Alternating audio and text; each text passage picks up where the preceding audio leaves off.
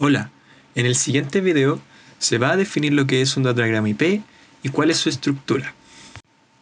Un datagrama IP es la unidad básica de transferencia de datos en comunicación, es decir, es un paquete de datos. Se compone de una cabecera IP, una cabecera de protocolos y de los datos enviados.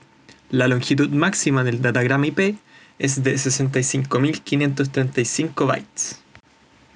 Si el tamaño del datagrama es mayor que el tamaño del paquete de red, este puede ser fragmentado en n trozos.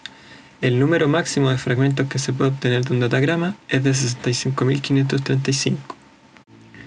La estructura de la cabecera IP está dividida en bloques de 32 bits y se compone de los siguientes campos. El campo de versión se compone de 4 bits que sirven para identificar la versión del protocolo IP utilizada. Esta información solo es utilizada por los routers y capa IP de origen y final del datagrama. Esto permite la coexistencia de diferentes versiones del protocolo IP. El siguiente campo es el tamaño de la cabecera. Se compone de 4 bits que indican el número de palabras de 32 bits que ocupa la cabecera.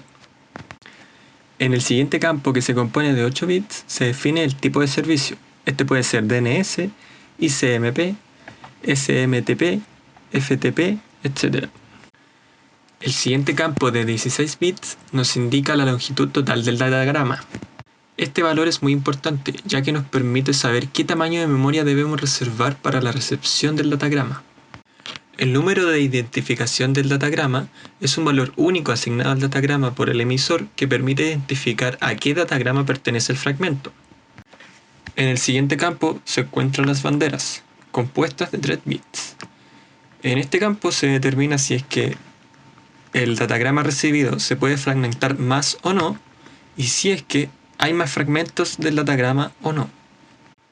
Al igual que el datagrama UDP, este posee una longitud de cabecera, un checksum correspondiente, un número de puerto de origen y de destino, que cumplen las mismas funciones. El tiempo de vida es un campo de 8 bits que indica el tiempo máximo que el datagrama será válido y podrá ser transmitido por la red. El siguiente campo indica a qué protocolo pertenece el datagrama. Esto puede ser TCP, UDP o ICMP. El checksum de la cabecera del datagrama es una suma de comprobación que solo afecta a la cabecera del datagrama IP. A su vez, los protocolos TCP y UDP tienen su propia cabecera y checksum. En los siguientes campos podemos encontrar la dirección IP de origen tanto como la de destino. Están formadas por dos números de 32 bits. El campo de opciones no es obligatorio y especifica las distintas opciones solicitadas por el usuario que envía los datos, generalmente para pruebas de red y depuración. Este campo posee un subcampo llamado relleno. Si las opciones no ocupan un múltiplo de 32 bits, este se completa con bits adicionales hasta alcanzar el siguiente múltiplo de 32 bits gracias al campo de relleno. La cabecera UDP añade 8 bits al datagrama IP. En esta podemos encontrar la longitud del datagrama, que son los 8 bytes más los datos que transporta. Este protocolo permite enviar un datagrama UDP sin datos, es decir, igual a 8 bytes. Y los números de puertos de origen y destino se utilizan en la comunicación entre dos ordenadores para diferenciar las diferentes conexiones existentes. Si en el datagrama IP se utiliza el protocolo TCP, debe agregarse la cabecera TCP, la cual se compone de los siguientes campos. Al igual que el datagrama UDP, este posee una longitud de cabecera, un checksum correspondiente, un número de puerto de origen y de destino, que cumplen las mismas funciones. El campo de número de secuencia identifica el byte concreto del flujo de datos que actualmente se envía del emisor al receptor. De esta forma, TCP numera los bytes de la comunicación de forma consecutiva a partir del número de secuencia inicial.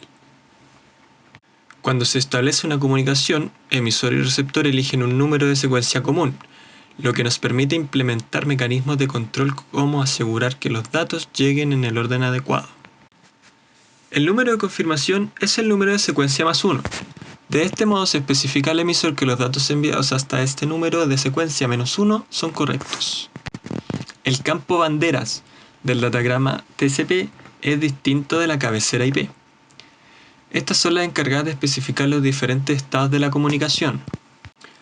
El tamaño de la ventana es el número de bytes que el receptor está dispuesto a aceptar, especificado en el campo de confirmación.